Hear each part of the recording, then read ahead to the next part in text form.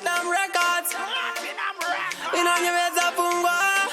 Melody song for them. Eyo Bibla, Kabila. Chikon zero harume. Kadash.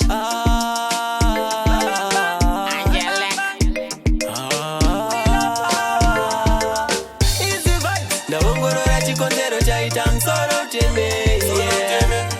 Kusaziwa wanotamba nao ne wanogara nao. Chikon zero harume. Na wongorora chikon zero chaita msoro teme. Kusaziwa wanobara nao ne wanopamba nao. Kuviuta woto benefita. Usadara sawira hazina kakukuvita. Unenge uchatozo fara ini pandokita. Chavar kukuona zakaza tai. Unonditsamisa maani.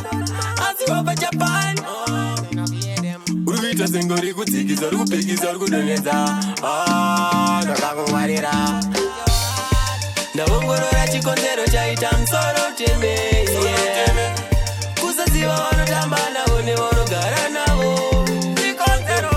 Ndawongorora chikonzero chaita msoro teme.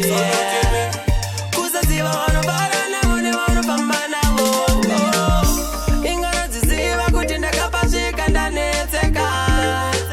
Aizipa nditerere vavengi zvavanopratana. Nepepepa nepeni ndakuda tanga yangu jeni. Ndino imba anperere pamaiki. Pandinoshaura vamwe vave pastraiki.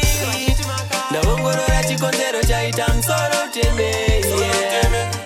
Kusaziva vanotamba navo nevanogara navo.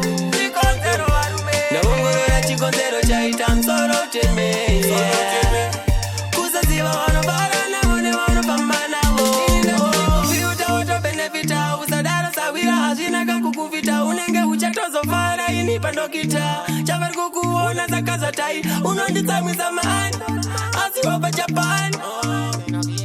Uruvita sengori kutsikiza rukupekisa rukudonedza.